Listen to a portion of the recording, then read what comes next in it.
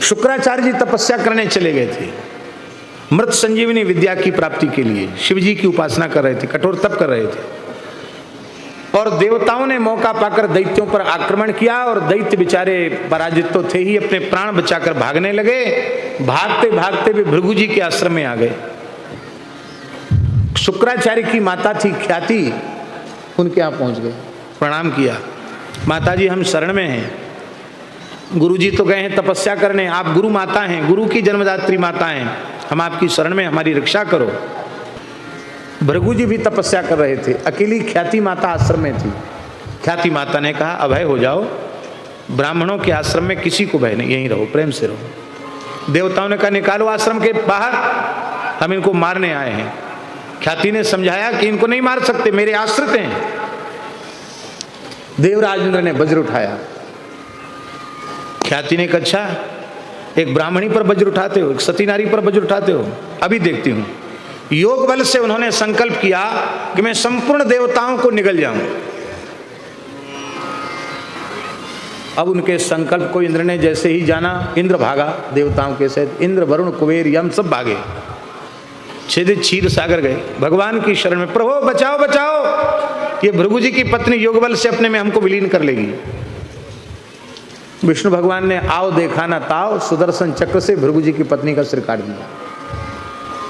काव्य माता निषूदिता, शुक्राचार्य की माता का सिर काट दिया। भृगु जी महाराज उठे तपस्या से, बोले आपने अच्छा नहीं किया, हमारी पत्नी ने कौन सा अधर्म किया था, कौन सा अपराध किया था जो आपने मेरी पत्नी का सिर काट दिया।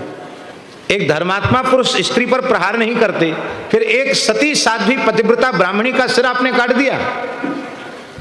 आप सबको कर्म का फल देते हैं, आपको कर्म का फल भुगतना पड़ेगा। मैं श्राप देता हूं, मैं अपनी पतिव्रता पत्नी के वियोग में जैसे पीड़ित हो रहा हूं, आपको अवतार लेना पड़ेगा मनुष्य लोक में, और पत्नी के वियोग में आपको पीड़ित होना पड़ेगा। राक्षस आपकी पत्नी हर ले जाएंगे।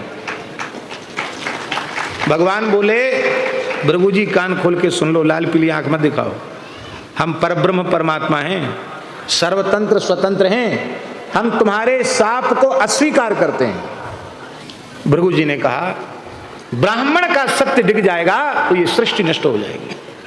मैं ब्राह्मण हूं, मेरी वाणी से निकला है तो नारायण को भी उसका पालन करना पड़ेगा। आपने कठोर तपस्या आरंभ कर दी। भृगु जी की कठोर तपस्या से समुद्रों का जल खौलने लग गया, सूर्य चंद्र की प्रभा फीकी पड़ गई, आकाश से तारे टूट टूट कर गिरने लगे, दिशाओं में अग्नि लगने लगी। ब्रह्मा जी, शंकर जी, देवराज इंद्र सब भगवान के पास पहुंचे, बोले प्रभु जल्दी से भृगु जी को तपस्या से अलग कीजिए, नहीं तो महाप्रलय के बिना ही सारी सृष्टि जलकर भस्म हो जाएगी। भगवान प्रकट हुए, बोले महाराज तपस्या बंद कर दो। बोले हाथ जोड़ के कहो कि हमने जो शाप दिया था, हम भले ही भगवान हैं पर तुम्हारी बात अपने सिर पे धारण करते हैं, सिरोधार्य करते हैं। ठाकुर जी ने घुटने टेक दिए, बोले ठीक है बाबा, आप जीते और हम हारे, हम आपके शाप को अंगीकार करते हैं। ऐसी कथाएं पुराणों में हैं कि ब्राह्मण के आगे भगवान को भी घुटने टेकने पड़े।